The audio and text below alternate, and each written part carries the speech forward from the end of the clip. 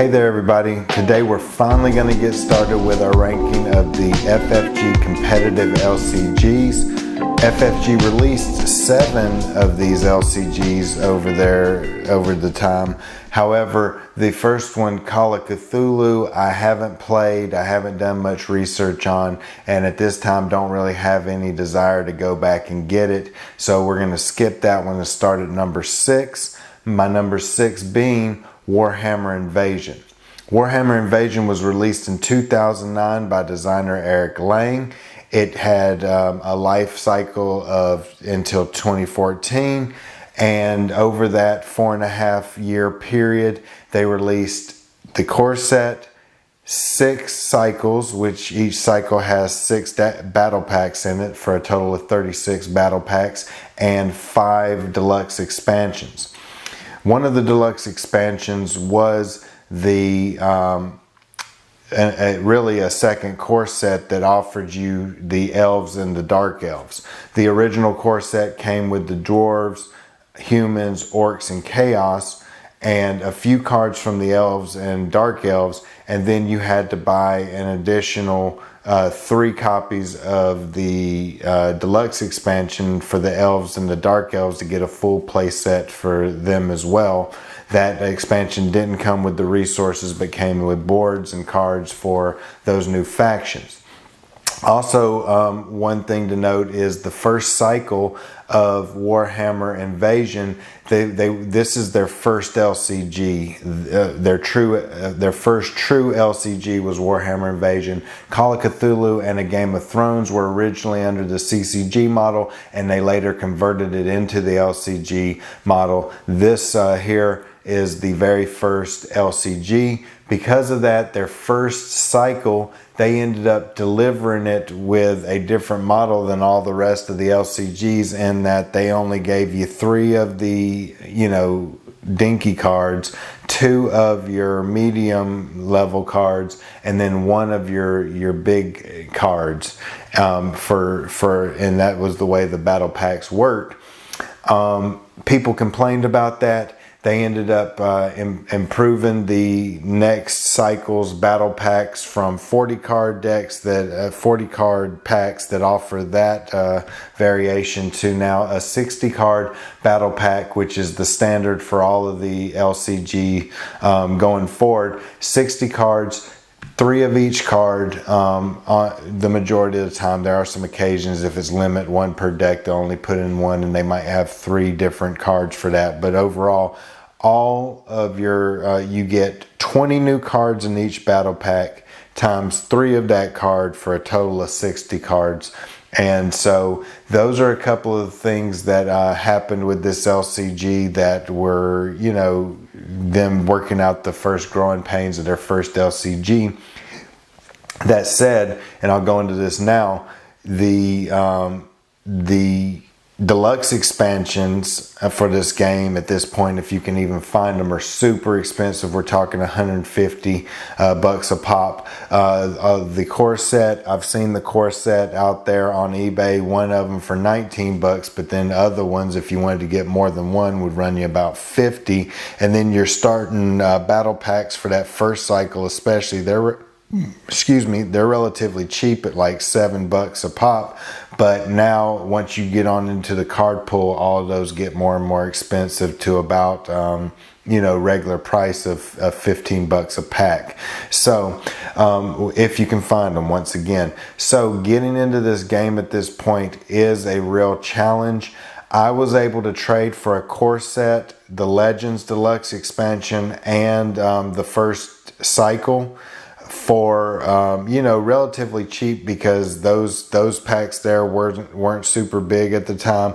I was able to trade some games away for that to get that for a decent price. And then recently I was at a store it's not a board game store, but it's a store that has a board game section. They'll end up taking in your used stuff and they pay you hardly nothing for it. But obviously somebody didn't care about their Warhammer Invasion collection, and I came into the store because I go in there basically treasure hunting every week or two, walk around for 5 minutes, see if anything's out there that's like something that the store doesn't think is worth anything, but it's worth something to me.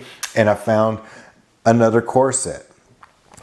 And so I picked up that core set. It was going for 30 bucks, and that thing was super heavy. So I'm thinking somebody just turned in their full collection, or some sort of collection, and didn't really care about only getting 15, 20 bucks for it.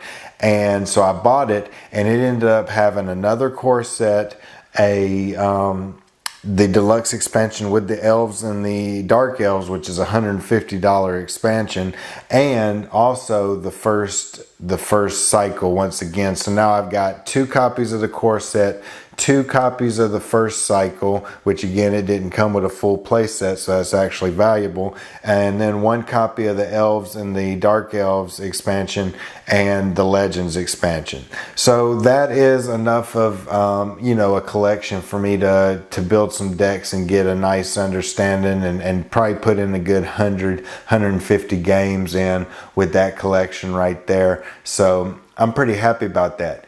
That said, I have not played this game but about a dozen times, about 12 times with my kids. So the competitive, it wasn't super challenging for me, which is really what makes these games amazing. The competition wasn't really there to give me the total feel, but I will say, based upon the amount of times I played, based upon reading the rules a couple of times and some of the cards I've looked at, this one is a real treat.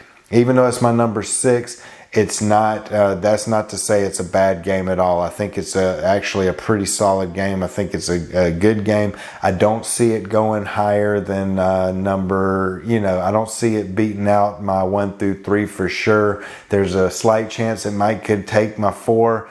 And there's a better chance that it could swap out with my number 5 on this list at some point if I could put in a reasonable amount of plays, but no promise on that one either.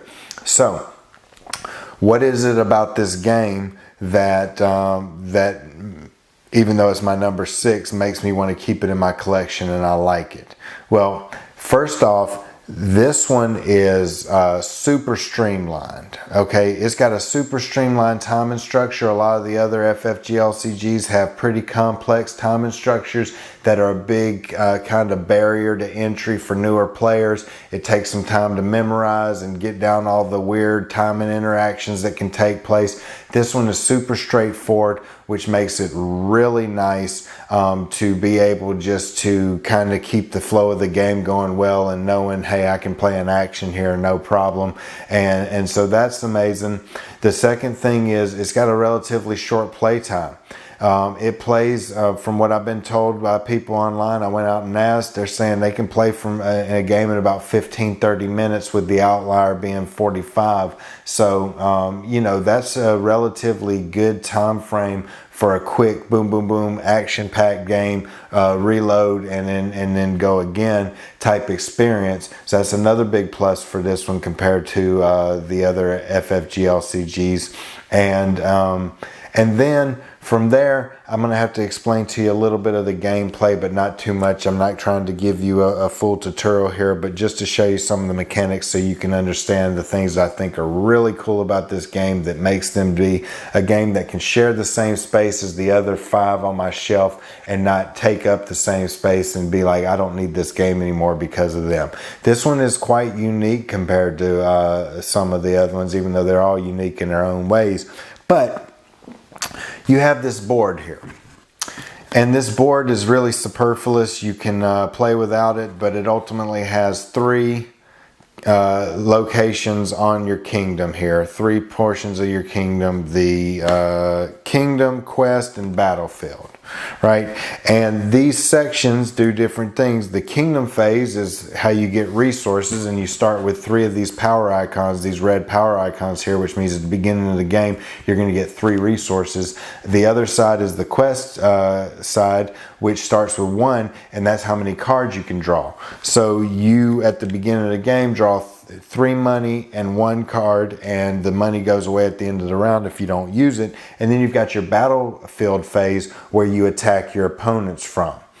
Well, the point of the game here then is that you are to destroy 2 of your opponent's areas of their kingdom, right? And so each of those start with a base damage of 8 health, and if you do the damage, 8 damage to those areas, that area is then destroyed. You can still use that area to collect resources and all that, but it's destroyed for the purposes of the win condition. And when 2 sections of your opponent's kingdom are destroyed, you win the game.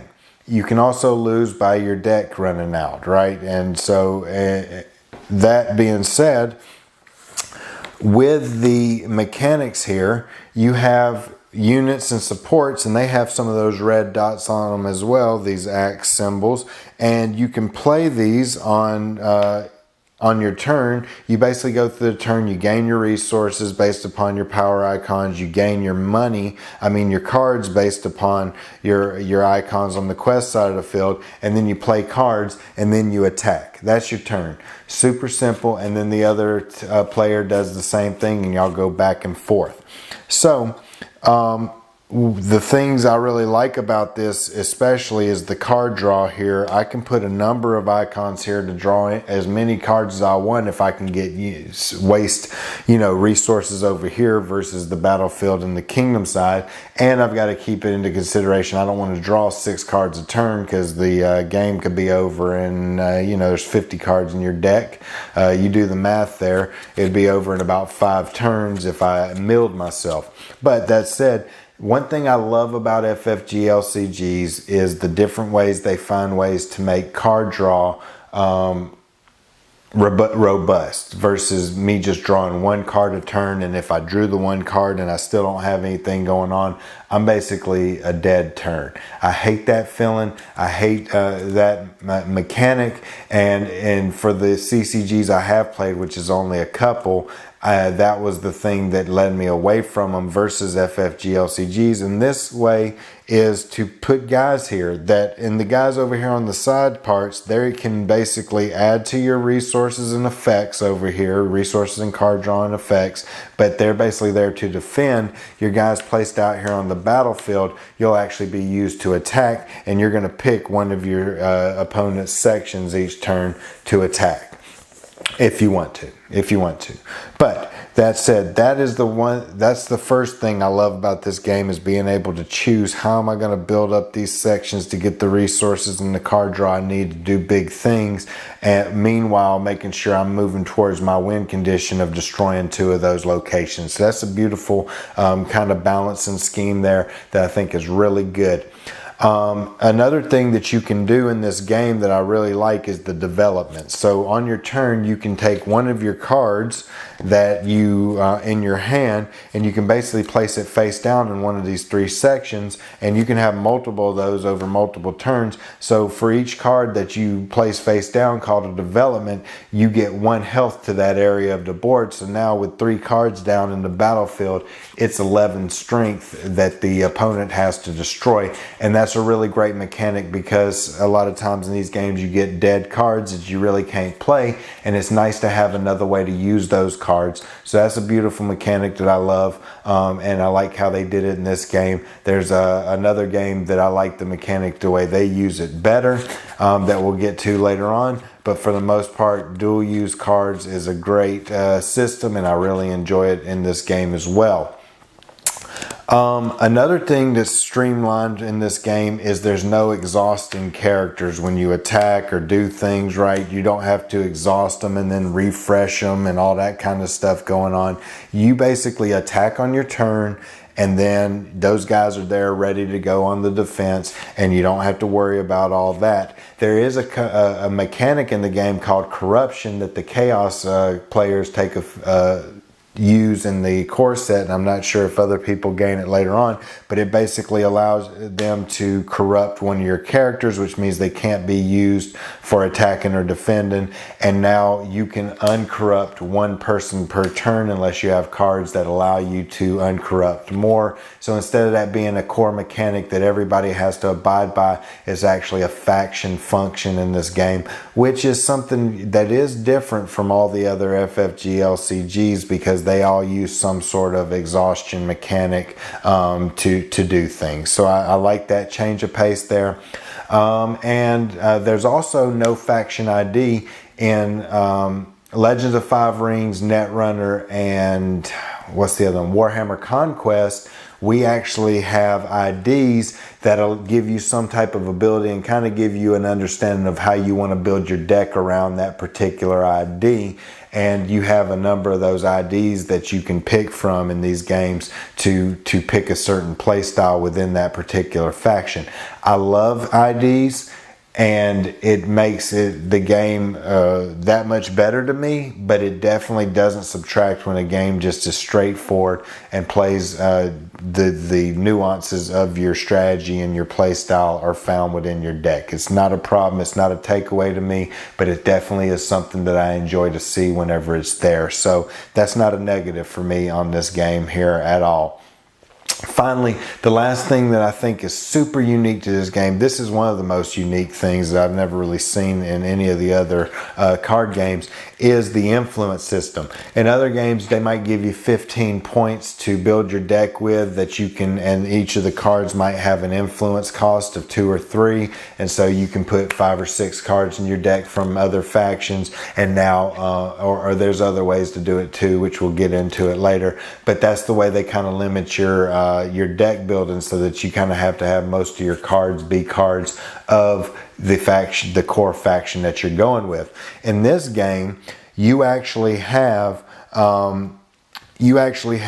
this system here that the core cost of this card is 4, but there's 3 of these dwarf icons on here, which means even within faction, I only start with 1 dwarf icon on the board, so I'd have to put out a couple of these other guys that have less value. This one has 3 costs, but then it has the dwarf symbol, 1 dwarf symbol underneath it, which means if I was playing in a different faction, I had no dwarf symbols to start with, I would have to pay 4 for this card, and with this one I would have to pay 7, because I got to pay 1 for each of those dwarf symbols too that I don't already have. But in this case, if I had these 3 guys out here that all have a dwarf symbol on them, I now have 4 dwarf symbols on the board, and I could play this one for its standard cost of 4. So you get to basically pair with one other faction in this game that's on the same side. You know, you've got order and chaos, so you got humans, dwarves, and elves that you can pair with one of those out of there. So dwarves can pair with humans or elves. They can't pair with both of them in the same deck. And then you basically get to put in cards from that faction pretty much as you deem, minus a few exceptions. However, you have to take into the cost, I'm going to have to pay extra for those if I put really high influence cards into my deck. And to get started, I need dinkies that I can kind of put in to get those symbols going to build up to stronger ones. And does that take away from me just being able to play the mono faction that I start with? Those are all deck building choices and challenges that you have to take into effect. But that influence system is absolutely beautiful. Put as many of another faction as you want in there, but understand you're going to have to build it up just like your main faction. But with your main faction, you start with 1. So those are a number of things that I think is absolutely beautiful in this game that really sets it apart from some of the other FFG LCGs, and I think that it stands on its own. Just because it's my number 6, I do not think that it's a bad game by any means, and I really hope I get a chance to put down about 100-150 games of this, and at that point I could find myself being interested in adding a couple more expansions if I can find them, or if I can find a lot, I would go ahead and scoop that that up. But at this point, this one's sitting on number 6, and I have much more desire to basically dig into some of these other ones for hundreds and thousands of games with the collections I have, and just that I like them a little bit better. So we'll see how that goes in the future, but for now, Warhammer Invasion, that's my number 6.